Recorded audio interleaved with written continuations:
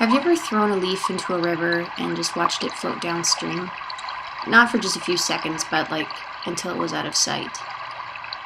For some reason, people tend to associate rivers with death and the passing of life.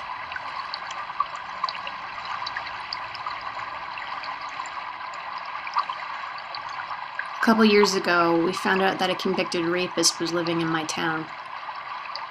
After that happened, I wasn't allowed to go out by myself. I was 25. Bullshit. Last year, a girl went missing from campus. I didn't know her personally, but after a while it felt like I did, since I'd seen her picture all over my Facebook and slathered on the side of telephone poles. But it's a small world, so chances are we did meet and I just didn't realize it. But either way, not knowing who this person was made me a little bit obsessive. So after a while, 3 months passed, we never heard from her. And then about maybe a few weeks after that, she washed up on shore about 10 minutes from my house. It gave me solace knowing where she was and not just having her be another unsolved mystery. My dad's been a firefighter for about 20 years now. Anyway, he got a call last summer about a kid who was standing on the side of the bridge overlooking the river, and he was planning to jump.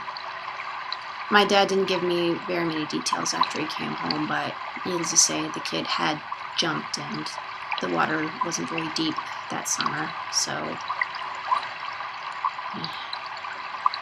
that's probably the second time my dad has witnessed a death in his firefighting career.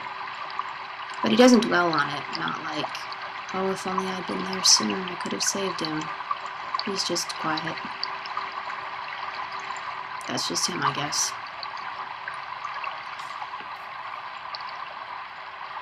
It's not uncommon at the end of May and the beginning of June for us to get unusually heavy rainfall. And obviously with a heavy rainfall comes a lot of mud.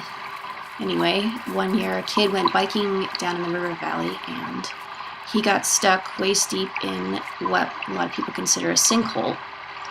Thank God he had his cell phone on him, because if the fire department hadn't arrived, he obviously would have been buried alive. I really don't think he goes into the river valley anymore.